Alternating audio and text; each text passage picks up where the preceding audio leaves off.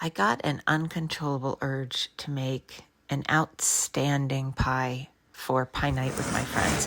And the kind of pie I wanted to make, I couldn't find in a cookbook anywhere, so I decided I had to invent it.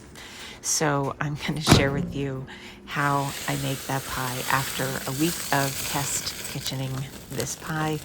This is how you can make blackout pie yourself.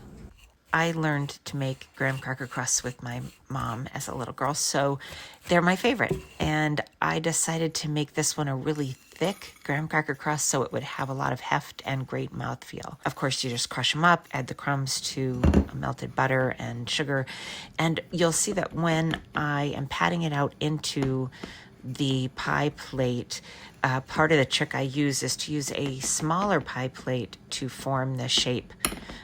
To help me form the shape. It takes a long time to pat out a really good graham cracker crust in my experience, and so I make it 12 times. I sped that up 12 times faster than normal, so you don't have to sit through me doing the whole thing in real time. Then after the graham cracker crust is made, I just put it in the oven for about 10 minutes to cook. The next step in this pie is the chocolate layer. Now, the thing to keep in mind about this pie is it's completely deconstructed. So at no point are we making a pie and putting it in the oven. Every single piece of this pie is made separately and chilled.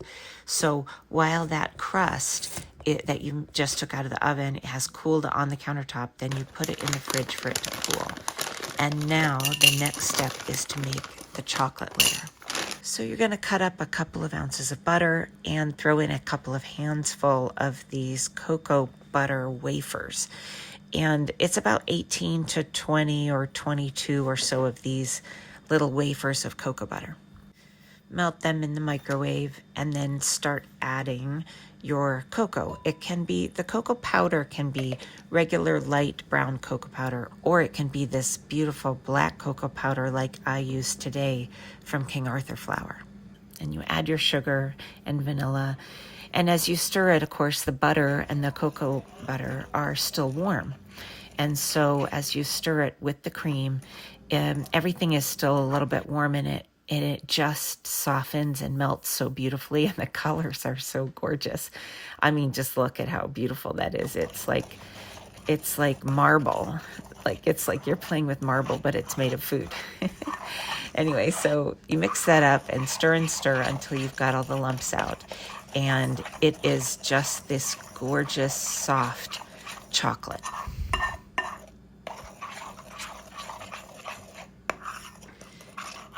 Let it cool in the bowl on the counter until it's about room temperature. Then you can take your cooled crust out of the fridge and pour the chocolate right into the bottom of this crust. And it makes a layer on the bottom of the crust that's a little bit like the chocolate in a lava cake. It's a little bit like if you've ever had someone make you fresh chocolates. It's a little bit like fudge. It's a little bit like a brownie, but it's not really like any of those things exactly. I'm sure there's a name for whatever this is, but it's not, I don't cook enough to be able to tell you exactly what it's called. It's just a soft chocolate layer. And so you're just going to spread it or shake the pan until it's pretty even so that it'll make a really nice layer on the bottom of this pie. And then refrigerate that again so that that chocolate will cool in place. Now, the next part is another fun part, which is the cherries. Like I said, we're not going to be putting the cherries into a pie and put that into the oven. We're doing every piece deconstructed. So now we're going to make the cherry filling on top of the stove. So the frozen cherries go in the saucepan with the brown sugar and the vanilla, and we're going to just let that simmer down. And as that heats through, of course, you got frozen cherries, so just let it heat through nice and slowly. And meanwhile, we're going to shake a little bit of cornstarch with cold water. Don't try to use warm water, cold water. Just a little bit of cold water, just enough to have it be wet. I'm using my mom's old shaker.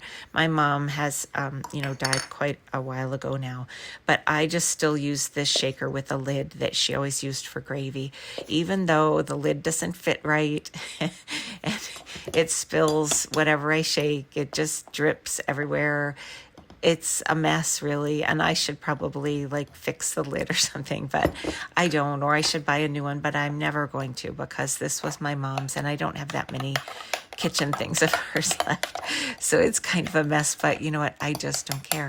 It's something that I remember her making gravy with this little shaker when I was a little girl, and I'm never going to buy some new thing. I'd rather have her shaker any day. So as the sugar melts and everything starts to soften and the cherries start to simmer a little bit more, just be patient and let everything warm up in its own good time. And then what you'll start to do is just slowly add a little bit of the cornstarch at a time, just a little at a time. And just keep stirring it and letting the heat slowly do its thing. Definitely, this is not the time to do a load of laundry or to run off and think about something else. Just stay tuned in to what you're doing and just slowly pay attention. And then before you know it, it will be very thick. Probably this recipe could actually do with less cornstarch than I have used here, but I really wanted to be sure it was thick enough. I might next time experiment with about half of the amount I used here. While it's still hot, it'll be thick now, but as it cools, it'll be even thicker. So definitely in this case, we want to let the cherries and the sauce cool down at room temperature, and then in a fridge if you have time for that, because you don't want to pour hot cherry mixture on this chocolate or it will all melt. So everything, each step is cooled. So here then you're going to pour the cherry mixture on top of the chilled crust and chilled chocolate. And then just spread it around, shake it a little bit until it's pretty much even. I like to make 2 pies at once whenever I make a pie, and that way if you have a little more, a little less, you can borrow from each pie to make them pretty even. So you'll see I just give this pie a little shimmy to get it to sort of settle and even out all over. And then refrigerate that pie, and you've got a beautiful finished pie. When you serve this, after you cut it and serve it, then add the freshly whipped cream on top. And it is my masterpiece pie. You can't see the chocolate layer, but you sure can taste it. You can find the full written out recipe for my blackout pie on my website at liveyummy.com. I hope you make this blackout pie, and I hope you'll eat it and enjoy it, and I hope you'll make your own masterpieces in life as well. Thanks for coming along for the ride.